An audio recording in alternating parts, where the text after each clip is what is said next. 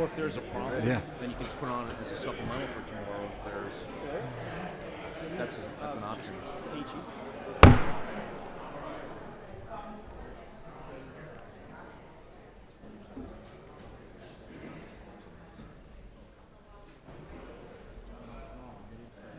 Thursday. Hey, Larry, if they were all out, are they all out?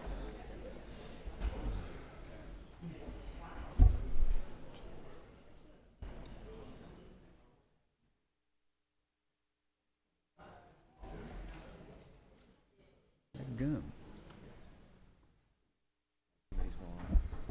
What?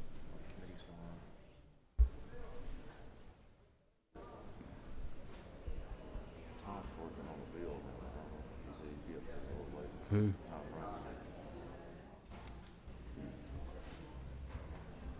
Okay. Since Mr. Powell's here, we can begin. I don't know where everybody else is. Y'all bow with me. Gracious Heavenly Father, again we come asking you to forgive us of our sins, to say thank you for the many wonderful blessings that you give us individually and as our families. The blessings, the gifts, but most of all, Lord, thank you for being there for us. Keep your hand on us. Let us do things that please you. Remember to make us mindful that what we do affects a lot of folks.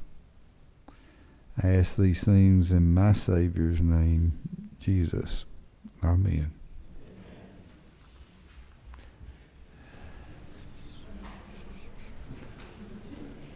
Mr. Jacobs.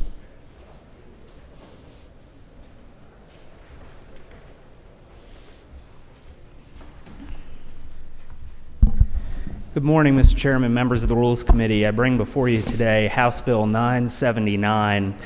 It's under the modified structured rule. As you recall, a few years back at this point, we adopted a law that requires certain boards of education to shrink from 9 members to 7, to not more than 7 members. This really affected the way that law was written, DeKalb and Rockdale counties. We now are facing a situation where the effective date of that law is the upcoming term of the school boards that it affects, January 1st, 2015. We are less than 2 weeks from qualifying without a 7-district plan being adopted for the DeKalb County School Board, which right now has a 9-district plan. The saving grace in our 9-district plan is that it has within it a plan for 7 single-member districts and has 2 super districts that encompass half the county each. And so all the bill does is divides that redistricting plan, does away with the 2 super districts, and preserves the existing 7 districts. As you know, our school board made headlines about a year ago because we were put on probation. This is the option that I believe best preserves the status quo. The governor replaced 6 of 9 members of our school board. And this is the option that best preserves the status quo in my view, and it's absolutely necessary because we are so close to qualifying. We do not have a plan that complies with the general statute, and we do not want confusion at qualifying. Any questions?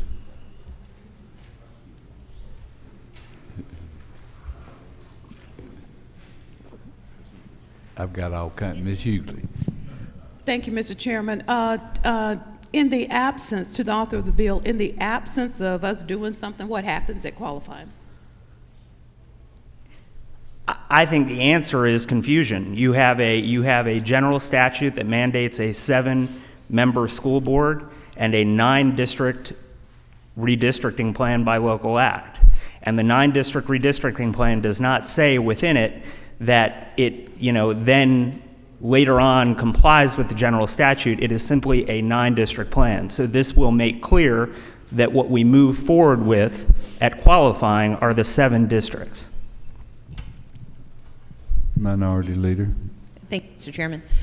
Chairman Jacobs, Was there a conversation with the school board and with the school superintendent about your proposed change to the legislation? The school board had a meeting and ended up wanting to stay at 9 members, but if they can't stay at 9 members, then they adopted some tweaks to the existing 7 districts. The real problem is, and let me also be very clear about this, I would have preferred that this be done via local legislation. I don't want to be here on a general bill that addresses this subject matter. But the fact of the matter is we have 5 legislative days after today, which is the minimum amount of time it takes to pass a bill. 5 legislative days remaining prior to qualifying, and this is the option that will clarify what the law is and best preserve the status quo. It preserves 7 districts exactly the way they exist today. The thrust of my question is, given that we've just emerged from the confusion that led to, or not confusion, the challenges that led to the concern about our SACS accreditation, did the superintendent have concerns about this bill or this action having any effect? Because we are not completely clear of accreditation watch. Is there any concern from the superintendent about what impact this would have? He has not expressed any concern to me. Ms. Drenner.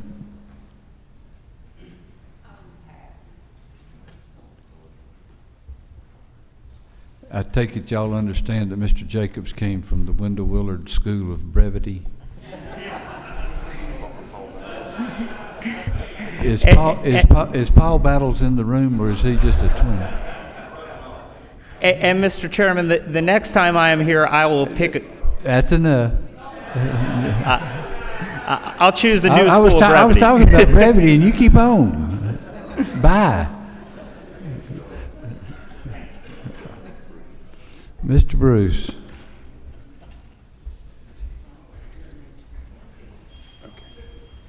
Good morning, and thank you for allowing me to come this morning to present a bipartisan effort in House Bill 704 to allow the residents of South Fulton County to decide whether or not they want to incorporate into a city or not. This will be the second time that this has happened.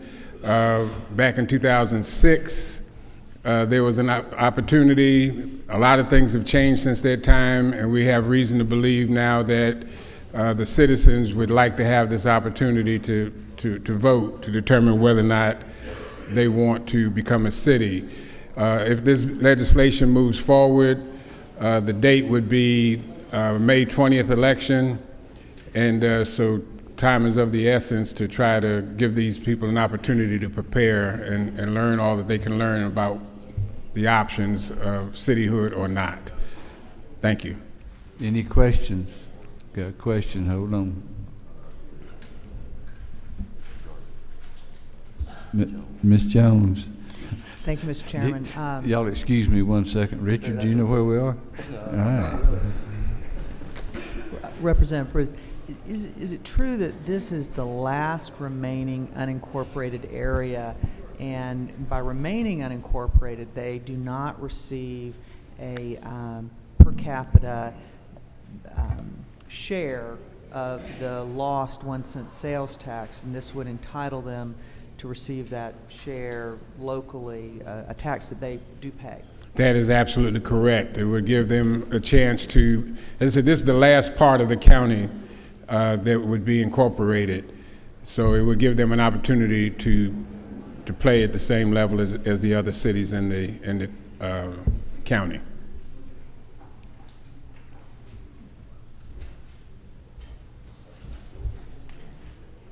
Mr. Lindsay. Thank you, Mr. Chairman. Is it not true that for those of you who are tired of squabbling in Fulton County, this is one Fulton County bill that enjoys broad bipartisan support? Absolutely. Everybody is on board, so. Thank you.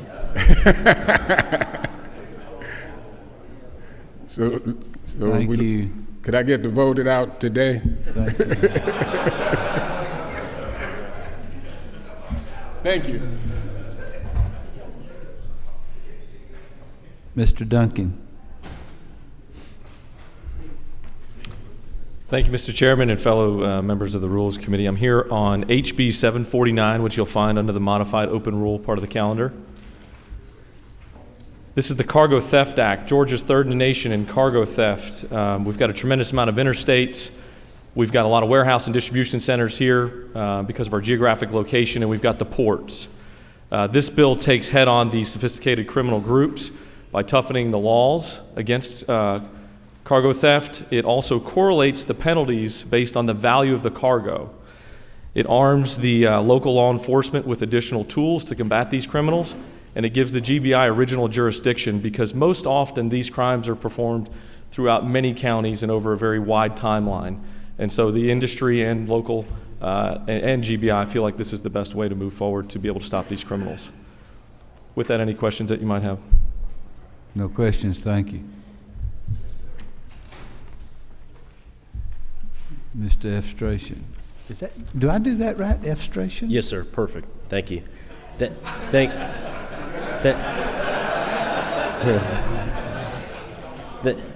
Yes, just call me Chuck. Yes, thank you, Mr. Chairman and members of the. Have you been here before? No, sir, I have not.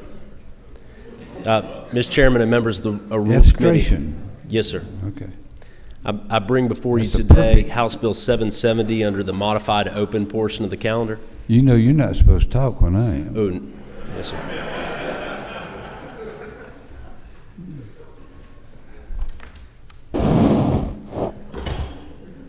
Yes, sir.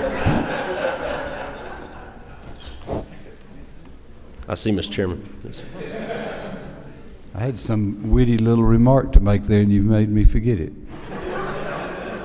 Okay, ready to begin. All right, thank you, Mr. Chairman. House Bill 770 is under the modified open rule portion of the calendar. Members of the committee, this would create a new criminal offense of home invasion in the state of Georgia. There would be two tiers for the new criminal offense: home invasion first degree and home invasion second degree. It would serve three purposes: to isolate the most serious of offenses, which currently aren't isolated under existing burglary law. It's consistent with the governor's criminal justice reform and the work of the commission to isolate circumstances of property crime, to adjust parole guidelines accordingly, and finally would serve the purpose of giving consistency. Existing burglary law doesn't distinguish between dollar levels of theft. This bill would provide penalties for perpetrators that enter an occupied residence while armed to commit a violent offense, either felony or misdemeanor, according to the tiers. And I'm happy to answer any questions, would ask for your favorable consideration. The minority leader. Thank you, Mr. Chairman. Representative, one of the concerns raised about this bill is the fact that actually contrary to the findings of the Criminal Justice Reform Commission, it sets in place on lines 27 through 28 mandatory minimums, and in lines 29 through 32 remove any discretion from the judge to probate a sentence even if he finds or she finds the circumstances to warrant probation. Can you speak to why we would remove discretion from a judge, since we've been moving in the direction of restoring discretion to judges given the heavy sentencing that's mandated by this bill? Respectfully, Leader, first of all, the discretion would exist to probate the offense for second degree, home invasion second degree. And I would argue that the governor's criminal justice reform and the legislation passed by the General Assembly left in place many mandatory minimums that exist for armed robbery, kidnapping, other serious felony offenses. And at the committee level, there was discussion of the fact and testimony given that mandatory minimums are not contrary to the criminal justice reform which was put in place. The important aspect is to isolate the most serious violent offenses, to only have the mandatory minimums in place for those offenses. Thank you. Can you give me an example of a second degree offense that would not be subject to probation? That I'm sorry, a first-degree offense. The first-degree offenses are not subject to probation. Can you give me an example of a circumstance that would warrant that treatment? certainly the elements are the perpetrator enters an occupied residence while armed for the purpose of committing a forcible felony. So as a prosecutor, I've seen many cases where a perpetrator is armed with a deadly weapon, kicks down a door to a residence in order to rob the person inside, and maybe does or doesn't actually effectuate that offense once inside. But this bill would make a felony simply by entering for that purpose. And that would be a first degree? Yes, that would be a first degree to commit an armed robbery once inside. Okay, thank you.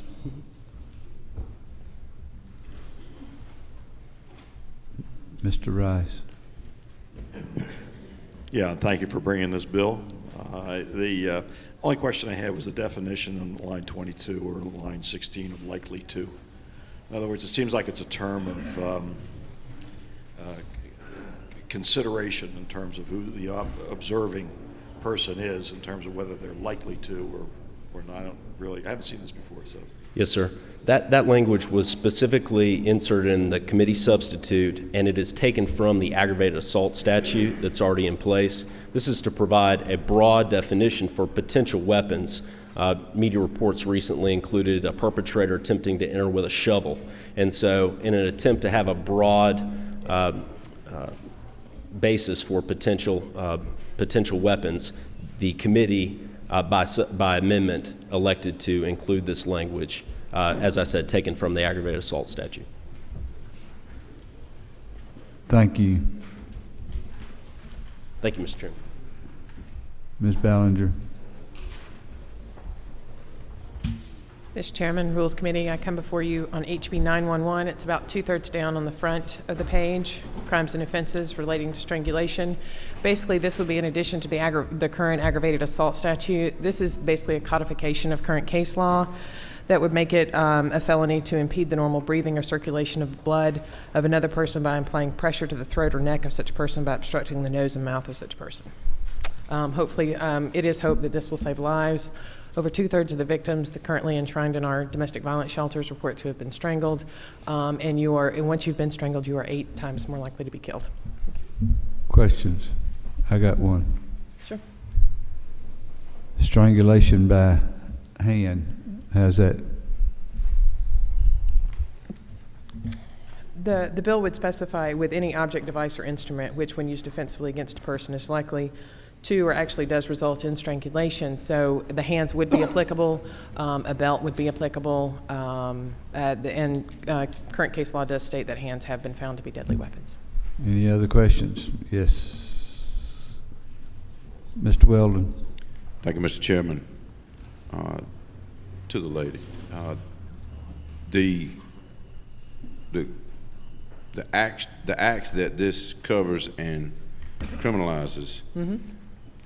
This is arguably already covered by current law, where it would be a battery, aggravated battery, and that, just to mention a couple. Mm-hmm. How does this improve the law where we are right now? I guess by codifying current case law, it is hoped that this, by enshrining this in statute, it will serve as a public policy tool and also a teaching tool to law enforcement. A lot of times what's happening right now is because whenever somebody is strangled, they'll actually leave red marks on the throat of the person. So a lot of times that will actually get prosecuted as a battery, and it's not until they're actually sitting down with the assistant solicitor that they realize that it should have been charged as an aggravated assault. So hopefully this will allow for even prosecution throughout the state. Thank you. Mr. Gollett. Where's that? Thank you, Mr. Chairman. I was temporarily distracted, but to Mr. Weldon's question, and this came up in committee, part of the impetus for the bill is that courts have had different interpretations of whether or not the actual act of strangulation, the hands can be a tool for purposes of ag assault, and so this is A codification. This goes ahead and clarifies that once and for all, since we have a disparity in opinions in courts around the state. Is that not true? That is true. Okay. Thank you, Mr. Williams. I'm getting ahead of myself.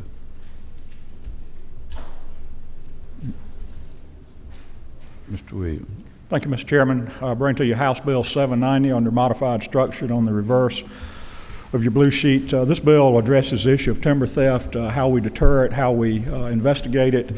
It comes out of a study committee that Chairman Willard had over the off-season that included representatives of industry and law enforcement. It has several provisions. A key provision that I would point out to you, Mr. Chairman, in the interest of time, is it would empower the Georgia Forestry Commission, the state forestry agency, to investigate timber theft. The Forestry Commission already has post-certified officers who can investigate forest arson. It would add timber theft to their ability to investigate, to supplement and assist efforts of local law enforcement.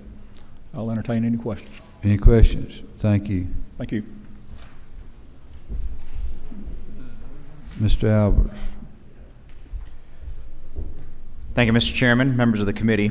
I'm working on Senate Bill 207, which is under modified structure rule on the second page. You were kind enough to allow this to go to the House floor last year, and we missed the clock on sine die. Quick review, this bill helps out those who are having in-home health care, that if someone's coming to your house to provide services and they've committed crimes, that they would be flagged if they have the First Offenders Act. It's not that we don't want anyone in the First Offenders Act to continue to work and get a job at Walmart or McDonald's or Home Depot, but we do not want to put them in the same environment, similar to the way we handle that today for schools and nursing homes and other such areas where they're most vulnerable. Questions? Thank you. Thank you, sir. Mr. Barr. Thank you, Mr. Chairman, members of the committee. I am on the back page, modified structure. This came out of the Child Support Commission, whom there are distinguished members, Court of Appeals, Superior Court judges. Thus, I'm not sure why I'm on the committee. However, this bill seeks to correct language and clarify some definitions. I'm sorry, it's bill number 701. Apologies.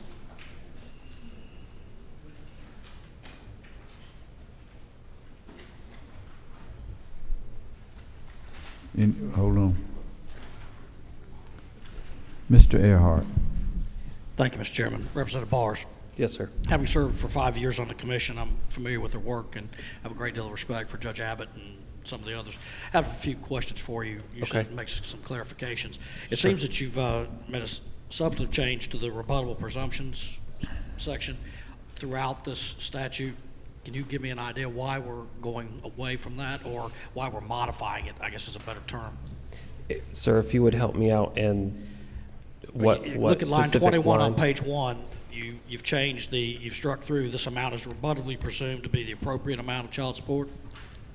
And it's a thread that runs throughout the legislation. There's some significant change to that. I'm not saying I'm adverse. I want to understand the thought process before that. As much as I respect that group, I don't want to cause a hearing, Mr. Chairman. How about I talk to Representative Bars? Let me make a suggestion. Mr. Barr, I would think it would probably be a very good idea for you to meet with Mr. Earhart and kind of go through that, because he has a lot of knowledge on that bill since he's been involved with it for about 7 years or something. So I would suggest that would be the thing to do. Very good. All right. Thank you. Thank you. Duh. Mr. Fleming. Thank you, Mr. Chairman. If the chairman would allow, I'd like to bring to the attention of the committee 2 measures this morning. The first one is on your first page on a modified open, House Bill 670. House Bill 670. Mr. Chairman, members of the committee, this is an effort to continue to bring to the citizens of Georgia, through an electronic fashion, all the records that are available in the courthouse that our clerk of court keeps. Through the years, and this specifically deals with only trade names, through the years we have slowly made available online to citizens records in the courthouse that they don't have to go down and search themselves for. We started with UCC filings, and then we went to deeds. One of the last things that's not online that a citizen can't get to is trade name registries.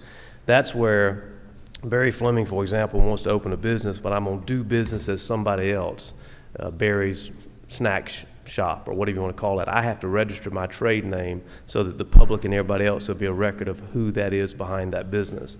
This simply, Your Honor, would say that when you go register it, you pay a $5 fee like we've done every other effort to get these records online, and then it would be online for anybody to search.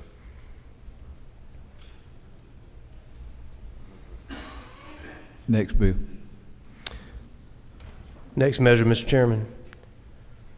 Okay, Mr. Chairman, the next measure that I would bring to you is on the second page under modified structured House Bill 891, House Bill 891. Mr. Chairman, this deals with early voting for only our cities in the state of Georgia. The Georgia Municipal Association has asked now for a number of years to please do something to help with the cost to our local governments, only in the form of cities, for what it costs them to put on early voting. They got some help a few years ago when we took early voting from 6 weeks to 3 weeks. This is their request to bring it down to 1 week for cities only. It does not affect county elections, state election, federal elections, but cities only. We treat cities differently already. They are only an odd number of years, city elections. They're all nonpartisan. We don't have any Democrat or Republicans on the ballot. And like I said, this is a strong request from GMA. And this bill takes it from 3 weeks to 1 week. It's for cities only.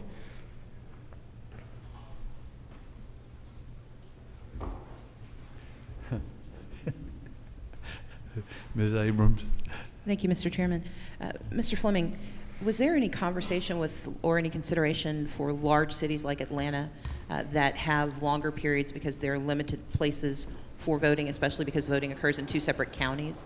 Was there any conversation or hearing or testimony from those larger cities and about the impact this could have? Because the way I read this does not provide any flexibility for any larger city that would like to have more than 1 week of. Madam Leader, in answer to your question, that no one at subcommittee or hearing testified to anything that you're mentioning. GMA did testify exhaustively how they have worked for years on this with all their cities, and it comes as a, I won't say unanimous, but close to unanimous as you can probably get with the city's request for this. So the answer to your question is nobody brought that up. Would you be amenable to a conversation, because I have heard from larger cities that are very deeply concerned about the constraints that this would place on them, and that during the time of the subcommittee hearing, it was during the snowstorm, so they weren't able to attend the hearing, and they weren't able to make the rescheduled hearing. And so would you be amenable to having a conversation? Because for larger cities, this does place a fairly strong burden on them. The majority of our cities in Georgia are actually smaller cities, but fairly large cities would find some substantial impact being restricted to a single week. Madam Leader, I certainly would. I said a minute ago that there was no discussion. There actually was discussion that this is not going to at all affect absentee balloting. You still have 45 days to do that, so there's still a very large period for voting. However, had anybody brought that to me, I certainly would have looked at it. We're late in the process now, as you know, on the House side. Of course, it's got to go to the Senate, but I certainly would entertain any proposal somebody had and talk with anybody about it. Thank you, sir. Thank you. Ms. Dempsey. No, Mr. Peake, I'm sorry. Thank you, Mr. Chairman. Representative Fleming, real quick, how does this affect the handful of consolidated communities we have? Good question. It does not, and here's what Legislative Council and GMA both said.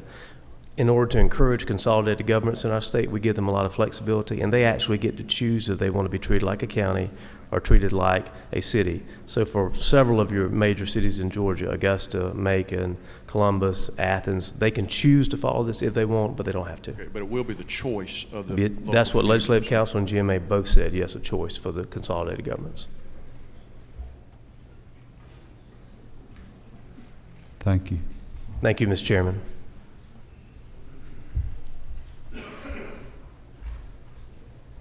Mr. Brockway. Thank you, Mr. Chairman. Second page under modified structured, bring before you House Resolution 1215. It's a call for an Article 5 convention for limited topics, and the topics are described in the paragraph beginning on line 17. So it would impose fiscal restraints on the federal government, limit the power and jurisdiction of the federal government, and limit terms in office for officials and for members of Congress. So That's the measure, and I'll be happy to answer any questions. No questions. I'm going to change the rules a little bit here. Mr. Calstert, you be next. Thank you, Mr. Chairman.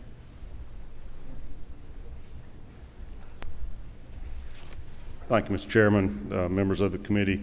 I bring before you Senate Resolution 371. It's under structured rule on the back page.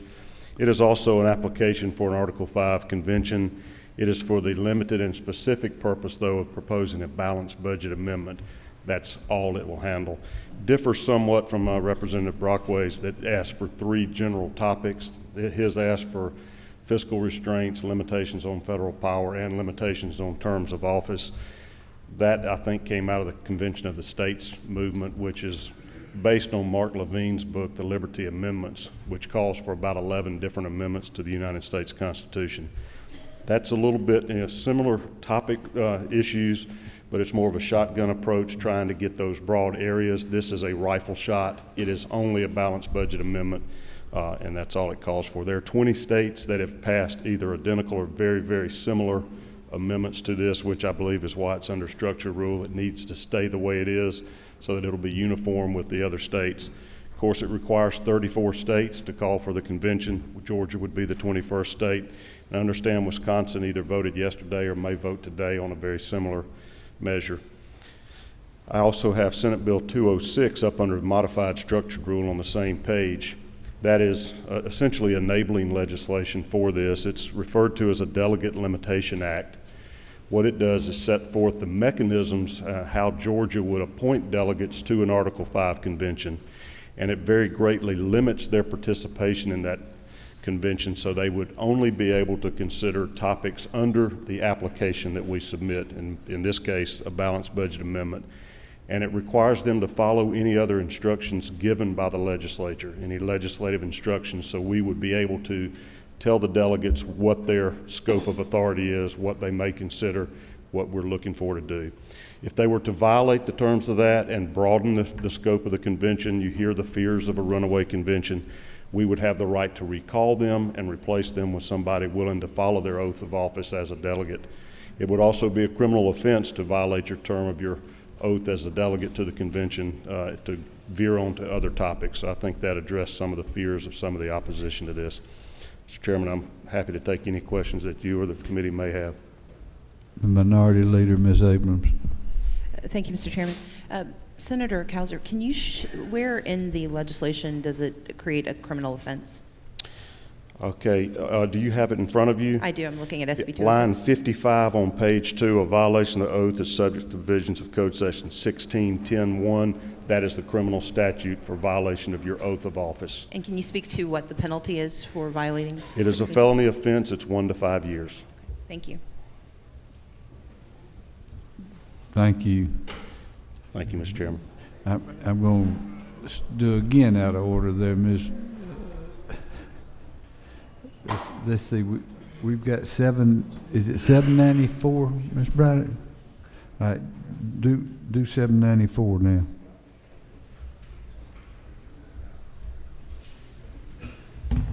Thank you, Mr. Chairman and members of the committee. I bring before you House Bill 794, which is a compact among the states to call for an Article 5 convention and get the federal government to live under a balanced budget and limit their ability to raise the debt ceiling. And it is compact language that's agreed upon in the states, and then it's ratified at the convention by an up or down vote.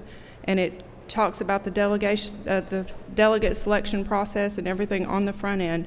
So there's no chance of a runaway convention. It has a lot of mechanisms that will shut the convention down, and I would appreciate your favorable consideration.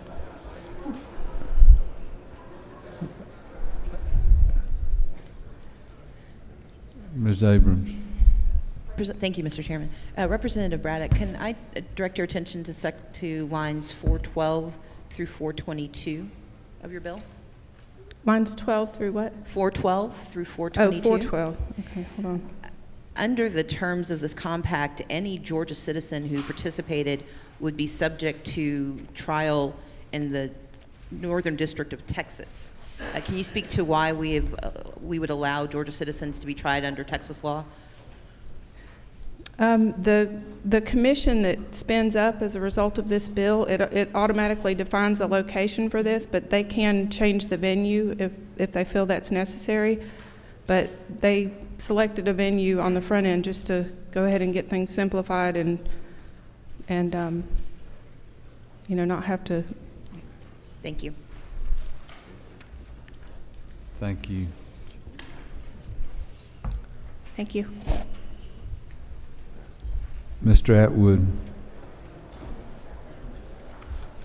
Thank you, Mr. Chairman. Ladies and gentlemen of the committee, I bring to you two bills, and my testimony this morning relates to both of them.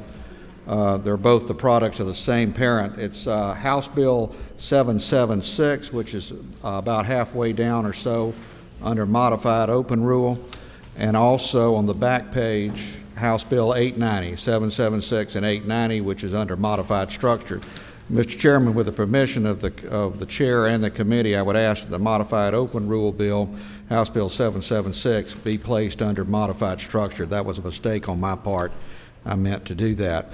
Both of these bills, or the first bill, 776, Mr. Chairman, is very simple. It has the support of the Council of Superior Court Clerks. They're the ones that requested it, as well as the Policy Committee of the Judicial Council of Georgia. And it does two simple things. It removes reference to jury commissioners in the Georgia Code, and it amends authorization so that the Council of Superior Court Clerks can receive data necessary to refine the master jury list. What we do in Georgia, this is a cleanup. Literally both of these are cleanup bills dealing with the Jury Composition Act that we passed back in 2011, very voluminous bill. And what that bill did is allowed for master lists to be compiled to do away with essentially what we used to use, a system called forced balancing, where we only chose black, white, male, female, and it was dangerously close to being ruled unconstitutional.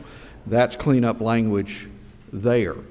Under House Bill 890, this was previous Georgia language under Code Section 151621, and it put back in place what was previously there and inadvertently struck. And it adds, in all counties in the state where the sheriff is paid a salary only, this code section shall apply so as for fees are charged. And what that means is that the fees are collected by the sheriff but deposited and turned over to the county treasurer and the fiscal officer of the county. They're doing that right now. It just puts it back into law, and it was inadvertently struck out. Neither of these bills had any negative testimony whatsoever. With that, Mr. Chairman, I'll yield for questions. No questions. Thank you. Thank you, Mr. Chairman. Thank you, members of the committee. Mr. Tanner. Thank you, Mr. Chairman. I come to ask for HB 838. It's under modified open halfway down on the front page, 838. This bill would make it a violation under Title 16 for a person to knowingly and without the consent of another person who's depicted in a photograph that's nude or sexually explicit conduct to post that electronically without their consent. The first offense would be a misdemeanor. Second offense would be a felony to do that behavior. I'll be glad to answer any questions, Mr. Chairman. Any questions? Thank you. Thank you. Ms. Underman. Good morning, Mr. Chairman and members of the committee. I appreciate being here this morning. I'm asking you to look at the modified open rule on page 1 at the bottom of the page. There's two Senate bills, Senate Bill 291 and Senate Bill 292. These are companion bills, and I appreciate Chairman Benton and Chairman Cooper. For the past about 12 months, we have served on the Alzheimer's Task Force. There's about 75 members of that task force. We've met all over the state of Georgia, and these two bills are a recommendation of that task force. The first one, Senate Bill 291, is the reorganization of the Georgia Aging Division of the Department of Human Services. And the second one is a disease registry where we will calculate and keep statistics on folks in the state of Georgia who have Alzheimer's and related dementia. Are there questions? Thank you. Thank you very much. Wait a sec. I'm sorry. Do you have a question? Yeah. Thanks for bringing the bill. What are the costs of these two? The cost of the first one is zero, that it didn't have a fiscal note, and the disease registry will be located in the Department of Public Health, and there's no cost either. They have a person they're going to assign to that. Thank you. Thank you very much. Ms. Jones.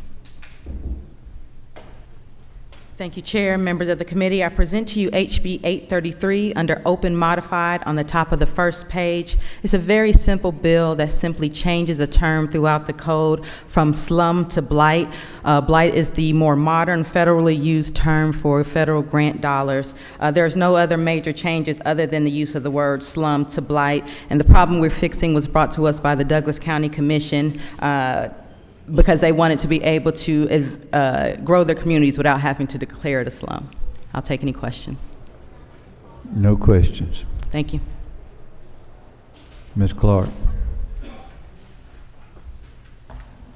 Thank you, Mr. Chairman, ladies and gentlemen of the committee. I bring for your consideration the committee substitute to House Bill 834, and this bill would repeal the Georgia Code, and this would permit the sale of school bonds on any election date. Repealing this code, our county and several other counties all of a sudden have gotten into the population bracket where the code changed and they were no longer able to operate the way they did before. This would repeal it and allow all counties to operate as they did before with bonds.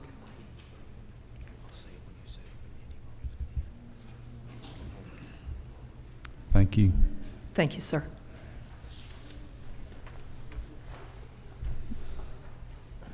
Big Mouth Orange, come on down. Mr. Chairman, it's always good to be back where I was house trained, but not broken. Ladies and gentlemen, I bring you Senate Bill 128. It's the fourth from the bottom under modified open. This deals with marriage and family therapy, the specialty. We're adding the word diagnose in the bill. Right now they're allowed to evaluate, treat emotional and mental problems. The reason we've got to add the word diagnose, the Department of Infinite Wisdom, when we did this for the social workers, decided that in order to be compensated for doing their services, you have to have somebody diagnosed. Well, I don't know how you treat somebody and then not evaluate them. By the way, the word diagnose appears in about 10 different specialties, including chiropractor. And one day the escalators weren't working, and on the sign it said, "Closed until we diagnose the problem." So again, I ask for your favorable consideration, and I'd be happy to answer any questions. Mr. Hamilton. Thank you, Mr. Chairman. To the gentleman, seemed like I remember either this same or similar bill last year, and there was some, I just remember some confusion. What was the status of this bill last year? Was this bill brought forward last year? We had this bill last year, my memory serves me as a fact, we didn't get it out of the House. MAG objected to the bill initially. They came to the hearings this year, and they couldn't voice any objection. They just objected. Of course, they object to chiropractors diagnosing too, so they didn't really have any argument, and that was it. And I think it passed unanimously out of committee and everything else. Okay, so as far as you...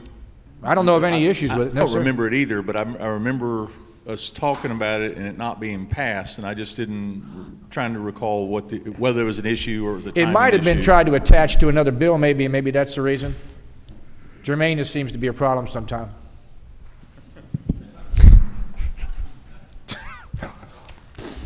Oh, God. Thank you, Mr. Chairman. Always nice to be with you. Yes, I'm just glad to see you again, Mr. Miller. It's unbelievable. Mr. Turner. Thank you, Mr. Chairman, members of the committee. I'm bringing for you House Bill 436, which deals with allowing the General Assembly through local legislation to establish durational residency requirements by district for municipal and county commissioners. This does not mandate it, it simply allows it, and without this tweak there would be a conflict between local law and OCGA in certain counties or cities and the OCGA would take precedence, thus nullifying the local durational requirements in those elections. Since the OCGA states the only residency requirement for county commissioners, as an example, is that they live in the county for 12 months, a candidate can live in the county for a year but then move to a different district but just before qualifying. And that may work for some counties, but other counties may need that flexibility through local legislation to repair that. So I'd ask for your favorable consideration.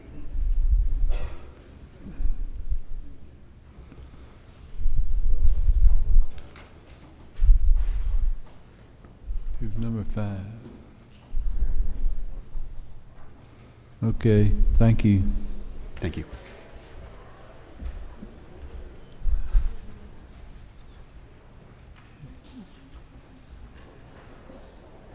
Okay, members.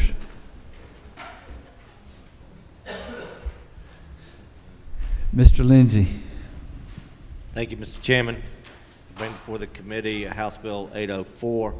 Georgia is one of the few states in the country that require a child over the age of 10 to have to testify live in front of the individual who either sexually or physically abused them.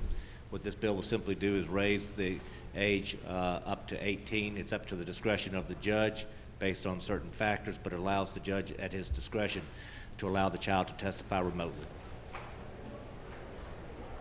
Any questions? Okay. Ms. Abrams. Thank you, Mr. Chairman. I'd like to ask for consideration for HB 833 and HB 750. So, what was the last one? 750. Okay.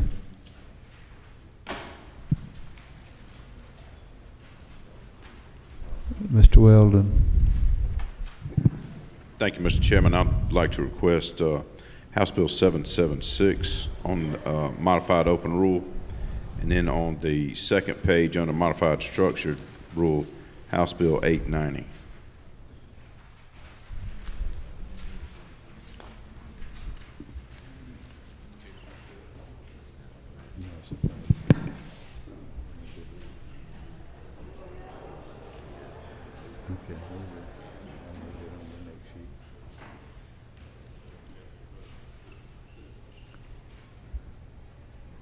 Ms. Drenner.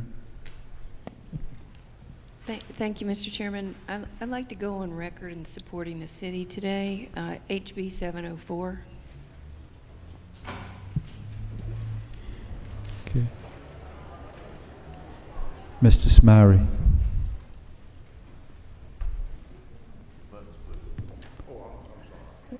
Were you laying down over there? I didn't know.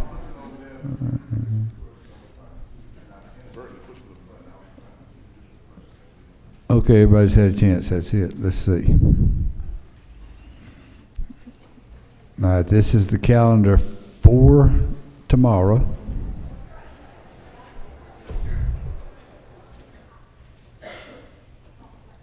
You were sleeping. Go ahead.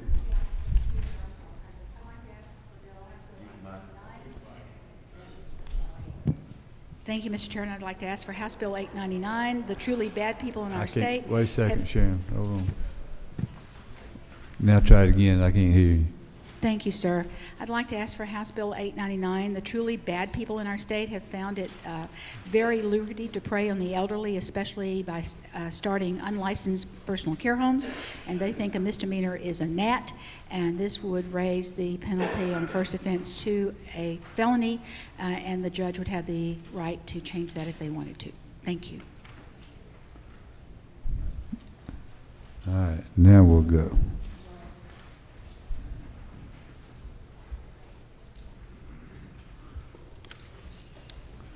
All right, modified open. HB 704. Any opposition? Okay, it's on.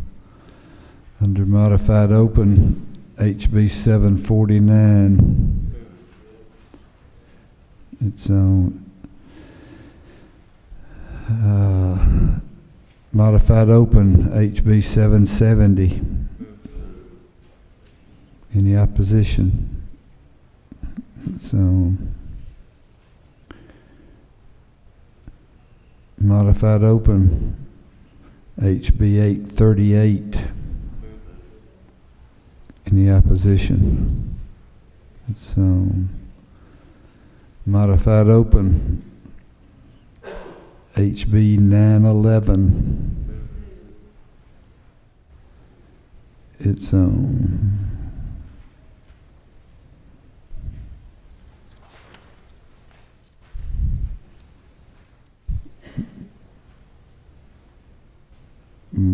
Modified structure.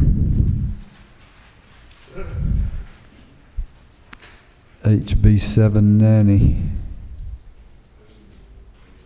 Any opposition? Modified structure, HB 890. Any opposition?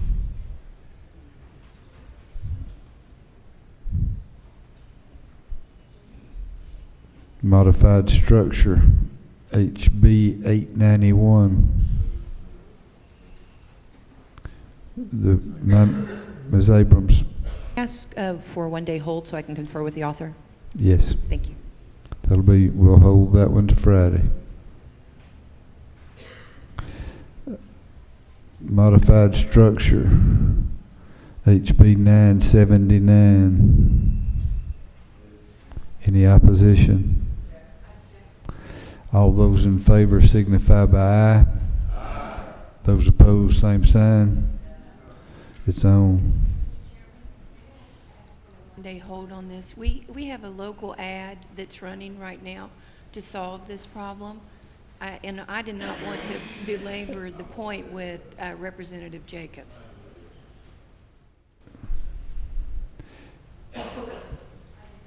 I'm pretty liberal with that thing, except on certain issues, but it's my understanding that the time is of the essence on this thing to get it done so that the people of DeKalb County won't have a problem. And I'd much rather see it go tomorrow and get it out there. If it's modified structure, it can't be messed with. Mr. Chairman? Yes. Mr. Chairman, just an observation that because of the time constraint of the general bill, it doesn't prevent a local bill from operating on a parallel track, and then as the session progresses, as the issue progresses, that it won't do any harm to have parallel track bills going. Just an observation. With that said, I'm gonna leave it on there. All right. Modified structure, HR 1215. Did somebody move? Any objection? All those in favor signify by aye. Opposed? It's on. Under modified structure, SB 206. Any objection? All those in favor signify by aye. Those opposed? It's on. Yes, Mr. Golett. Just for clarity's sake, so the clerk can be aware, with the consent of the author, Mr. Welch will be handling SB 206 on the floor tomorrow. Thank you. Okay, under structured, HB 794, do I hear move? Any objection? All those who object signify by aye. All those who are for it signify by aye. Ah, there you go.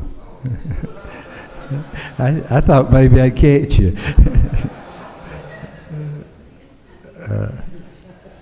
I caught two up here with me.